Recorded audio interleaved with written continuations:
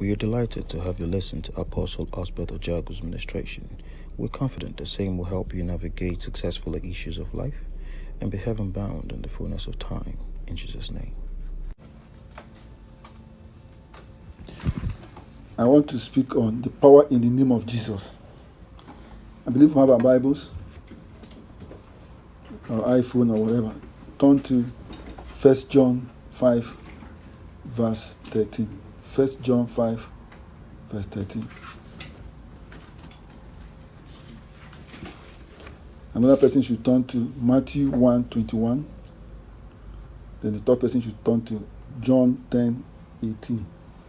First one is 1 John 5:13 to 15. I will read anyway. Another person should turn to Matthew 1:21. It goes, I write these things to you who believe in the name of the Son of God, that you may know that you have eternal life, and this is the confidence we have in Him. I think one of you should read so that we all carry everybody along. Read first 1 John 5:13 to 15.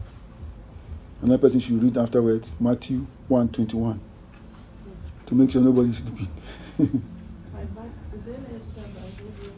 Okay.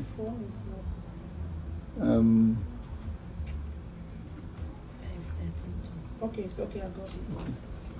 1 John 5:13 to 15. Another person Matthew 1:21. Then the third person John 10 verse 18. Matthew 1, that is 1 Matthew verse 21.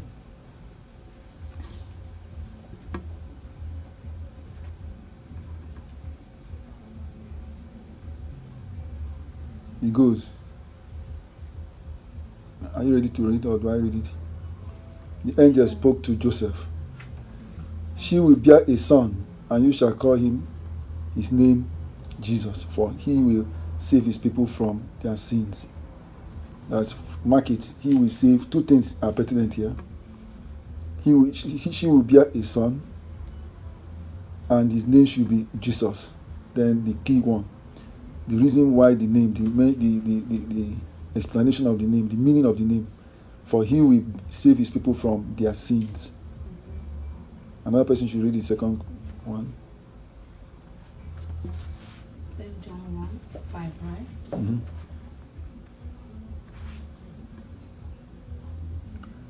First John chapter 5 verse 13 to 15. Another person should turn to John 10 verse 18. Then another person can also turn to Matthew 28 verse 18 to 20. Anybody that is ready can read. First John, I do have read it. You've read 1 John? Yes. You can read John 10 verse 18.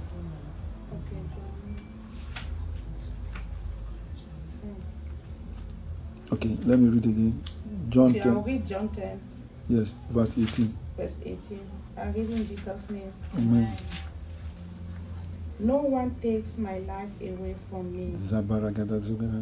I will give it up for my own free will. Amen. I have the right to give it up. Good. And I have the right to take it back. Good. This is what my Father has commanded me to do. Amen. Amen. Let me explain this. He came as a man 100% and as God 100%. People thought he was killed because he couldn't kill the people. But he voluntarily laid his life to be slaughtered. So he is telling us here that he has the power to lay it down and to pick it up. I will explain more. Another person should read the other one.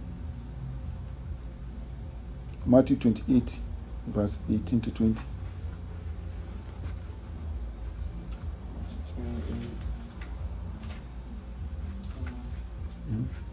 And Jesus came and spoke to them, saying, all authorities have been given to me in heaven and on earth. Go therefore and make disciples of all nations, baptizing them in the name of the Father, and of the Son, and of the Holy Spirit, teaching them to observe all things that I have commanded you. And lo, I am with you always, even to the end of the age. Hallelujah. All powers on earth, in heaven, below the earth, have been given to Jesus. And that is why this name is the most potent name in the whole world. The most talked about, the most cherished, the most criticized by people who don't understand. That's when you should read, but I will still come back to explain more. We have not read. We've read Matthew 1, John 1, Matthew 28. Let's repeat this one. John 10:18.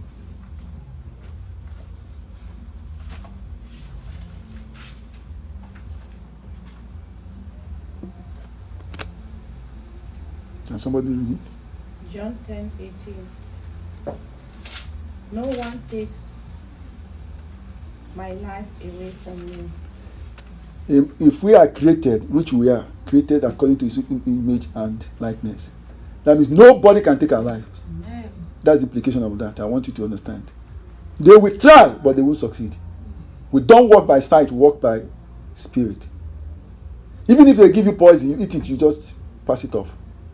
Because nobody created you. Remember, he created us according to his own likeness and image. So whenever you feel down, remember this particular verse, that nobody has license or has been licensed to take your life. You are indestructible. No matter what they try, they won't. Because they will go and kill Jesus for the second time before getting you. That will be our portion in the name of Jesus. Amen. Now, let's go to the main thing. Why is his name potent? Why?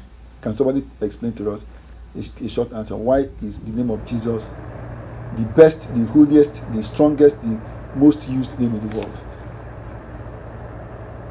Just, can anybody explain to us? Yes? Because he's good and all opposite. And whatever he says, he does it. Good. He said he will watch his word to fruition, to achieve the purpose for which it was spoken. None of his words will come back void, even if the whole earth perishes. Why? Because he is the King of Kings, Lord of Lords. According to John 1:1, in the beginning was the Word. The Word was with God. The Word was God. And the Word was made manifest, and he became the light of men. And nothing was created that was not created by him. Simple, finish. Every religion believes in Jesus. Some but believe that he was a prophet. He has come and gone. But there's nowhere I've read Jesus was. Because he was, he is, and forever he will remain. And as long as he remains our God, nothing shall be our enemy hurt us in the name of Jesus. It's only Jesus that the Holy Spirit was ministering to me. Everybody on earth has a father. Everybody on earth has a father. Who is the father of our Lord Jesus Christ? Remember that there was no intercourse between Joseph and Mary. So he was not the son of Joseph. So if he was not the son of Joseph, he was not the son of anybody but Holy Spirit. Because the Bible says, Holy Spirit will come upon you and you will be pregnant and bear a son. And if Holy Spirit is the father of Jesus, that means he's indestructible. That's why his name is the most potent name on earth. If you remember, when people want to refer to you, especially if you're a male, you say he talks like his father, he talks like his mother. So since there was no earthly father for Jesus, Heavenly Father became and was his father. And that's why his name cannot be compromised. 2, so write it down. The conception of Jesus Christ was not by man, not by anything but other than the Spirit of God. That is not preached most of the time, because Joseph was not his father. I repeat, Joseph never had any intercourse with Mary. She was the only lady in the history of Bible that conceived without, how do I put it succinctly, without copulation with a man. A Virgin Mary gave birth to him. Holy Spirit is his father, because like I said, it was said that Holy Spirit will come upon you, talking to Mary, and you bear a son. He is the first in everything. 2, he is the creator. The Bible records that everything that was created by him, and nothing was created that was not created by him. So his name is potent, the most potent. It's only the name of Christ you mention, things will start happening favorably for you. If you remember how he cursed the fig tree, the next day the fig tree dried up. You can curse anything, the thing will be cursed. But thank God we are not to curse, because the vengeance is not ours. But he is the rewarder of those who diligently seek him. He takes vengeance on their behalf, protects them 24/7.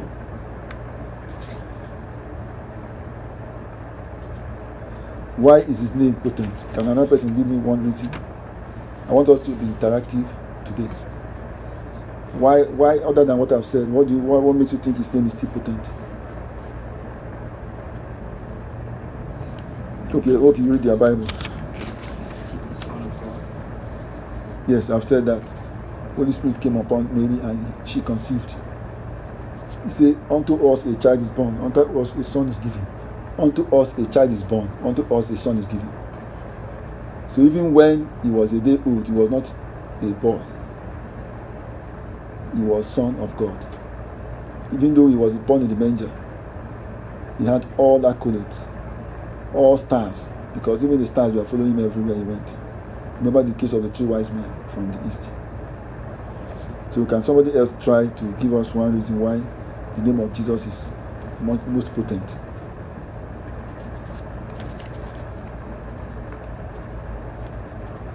Nobody? I don't have to buy Bible for everybody. I want you to try. Talk loud. Be bold. Why? What makes you think his name is potent? Let me help you. He was the only human being. Remember, he came 100% man, 100% God, that never sinned. The Bible records that he who knew no sin, became sin for us, so that his sin nature will pass the gate of hell. Remember, we were cursed by Adam's failure. So he came to reconcile the world. And because Adam, before he fell, was sinless, Jesus Christ was sinless. In fact, the way devil tempted Adam was the same way devil tempted him. As a matter of fact, his own was worse. Adam's own was just one apple. Eat and you see. But his own he was tempted 3 good times. But he sailed all of them and defeated Satan. And went to the grave of Satan and locked him outside and took his key. That's why I tell people that Satan does not have an abode. He goes from to fro, because he'll be locked out. The Bible records in Revelation that at the end of time he'll be judged and be put inside where he belongs and be chained permanently for eternity. I think that's where he belongs. He should be chained if I were to be God. Now, immediately. It's only the name of Christ that you call. Things will start happening favorably for you. I learned in some covens, 3 things are forbidden. You can't call the name of Jesus. You can't say Holy Spirit, Holy Ghost, and you can't call Holy Spirit or something like that. But the most important thing is, if you want to be healed, if you want life in abundance, anything you desire good on earth, it's only one source you can get it. Because it's been written that every good and perfect good come from him. Every good and perfect. He qualified it. Good and perfect thing comes from him.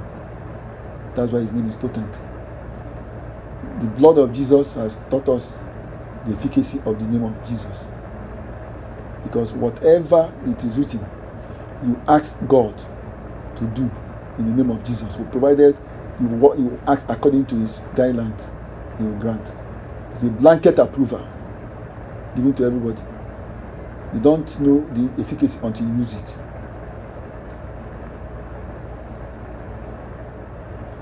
The name is source of joy and strength.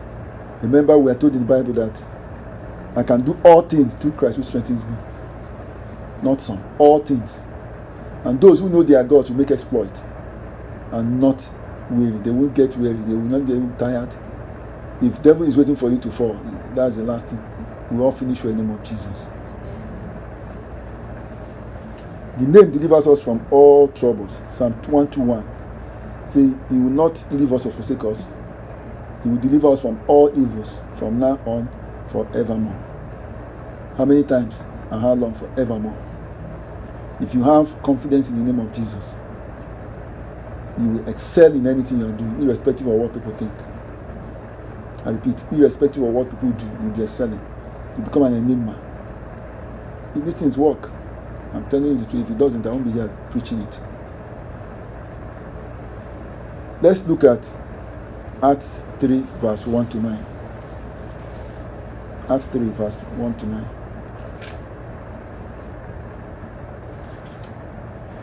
It has to do with Peter and John. They were going for prayers. They always pray at the night hour. They came to a gate called Beautiful. Lo and behold, one lame man who was lame from birth was being carried to where he was supposed to be seated. The man asked for alms from Peter and John. Peter looked at him and said, "Silver I don't have, gold I don't have, but I will give you what I have." He did not say what I will find. He said what I have. That means we carry the awesome presence of God in us. You can decree a thing to come to pass. You can decree and tell the sickness to run away. You run away. Because that's our heritage in Christ Jesus. What did Peter say? Peter said, "Silver and gold I don't have," like I said, "but that which I have I'll give you. In the name of Jesus Christ of Nazareth, rise and walk." He just pronounced it. The man stood up and walked. The same power that gave Peter the courage, the tenacity to decree a thing is still inside of us and waiting for us to eagerly manifest it. Whatever grace anybody has, another person has it too. Depends on how you train yourself. First, you have to be self-disciplined. You beg God every day to give you stamina, physical and spiritual. Because, of course, the spiritual controls the physical. And help you to activate it very well. One of the things we find difficult to do is to believe God. We trust the devil more than we trust God. If you come and sit down on a seat, the first thing you have to look, is it going to fall? Fear factor. Let me check whether it's going to fall or not. That is of the lie of the devil. But when you get seated, you forget the fact that it's God that made you to sit down like that. What I'm trying to say is, if you have a newborn baby, you can't teach him or her to sin. Sin is already inside of us, built in. But by the blood of Jesus, by the coming of our Lord Jesus Christ, we've been bleached and purged by the blood of Jesus. And that has conquered fear factor. That has conquered anything evil in our lives in the name of Jesus. But remember, you have to take him as your Lord and personal Savior before it will work in your life. But one thing I was trying to say, people believe so much, which I also believe, that miracles work by faith. If you have faith, it will work for you. But I tell you what, this particular healing did not use faith. The man was used to being carried every day to the beautiful gate. So he had no faith. He had lost hope. He never prayed. He never said anything. He only asked for alms. But the faith in Peter and John activated the faith in him without him knowing. We carry the awesome presence of God. We carry faith inside. That's why the Lord Jesus Christ said, even if your faith is as small as mustard seed, you can command the mountain to go into the drain, into the ocean, and it will. That means we have everybody created on earth has measure of grace, has measure of faith. It's what you do to make it activated. Remember, faith comes by hearing, the hearing of word of God. If you tune yourself to be listening to gospel music, preaching, and all that, you develop your inner mind. Remember, there are three things. Every man consists of three things: body, soul, and spirit. At the end, spirit will go back to God, where he came from. Body will go back to dust, where he came from. Because remember, God created us out of dust. It's only the soul that will go and be answerable to God what he did. And that's why we need to secure our faith. And what is our soul? Our soul is our heart. That's why the Bible says, watch your heart with all due diligence. For out of it comes the issue of life. Your heart, your heart, your heart. And the Bible also goes to say, what will it profit a man to gain the whole world and lose his soul? Not to lose his spirit, not lose his body. Because whether we like it or not, body will go to dust, where it came from. Spirit will go back to God. Only one thing will remain with us, which who will be held accountable for anything we do. That is still your being, but now in a spiritual nature called soul.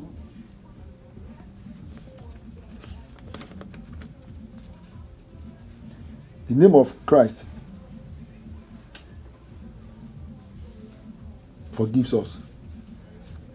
In some religion, the prophet will tell you, or the father will tell you that your sins have been forgiven. Nobody has right to do that, because the person is a sinner too. A sinner can't forgive a sinner. A sinner can only pray for a sinner to be forgiven by God. It's only the blood of Jesus and the name of Jesus that can forgive us of our sins. If anybody tells you, or your pastor, or your reverend, or anybody, that your sin is forgiven, tell him, thank you, but I would prefer Jesus to forgive my sins. Because he himself is a sinner. Why did the Pharisees who wanted to kill the adulterous woman fail? They wanted to kill her. Jesus said, those who have no sin should throw the first stone. That means we've been cut short. Everybody is a sinner. But by the righteousness and forgiveness of Christ Jesus, we've been redeemed by the blood of the Lamb. That's our portion in the name of Jesus. So the name forgives us. No matter what you may have done negatively, no matter the pit you've gone into, if you decide to take a bold step, that from today onwards is Jesus or never. Once you make a U-turn, Jesus will make a U-turn. He's ever there looking for you, knocking, asking for you to allow him to come in. It pays to worship God blamelessly. If it doesn't pay, I won't be part of it. So why not take decision today and say, Lord, can we be upstanding to just unanimously take that decision? Can we be upstanding, please? Repeat after me, because I'm a sinner too. That's why we need to renew our mind continually.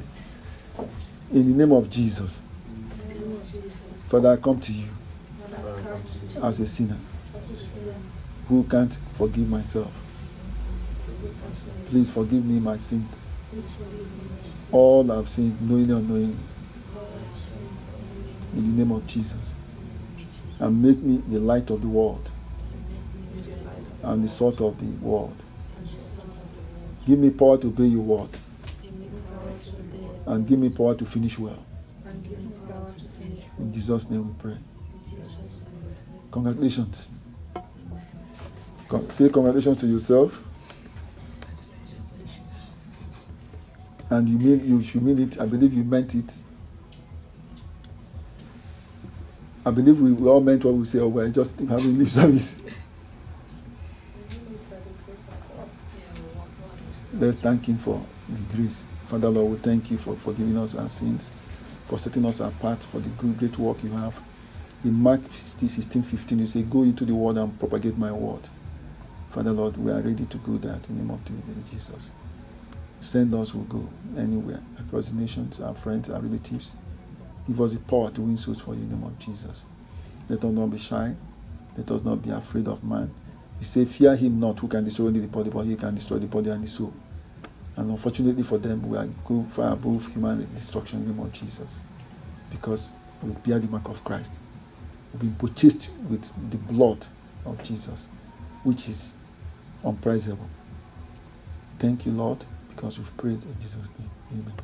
Clap for Jesus. For more information and prayer requests, feel free to email us at pentiumministries@gmail.com. Thank you.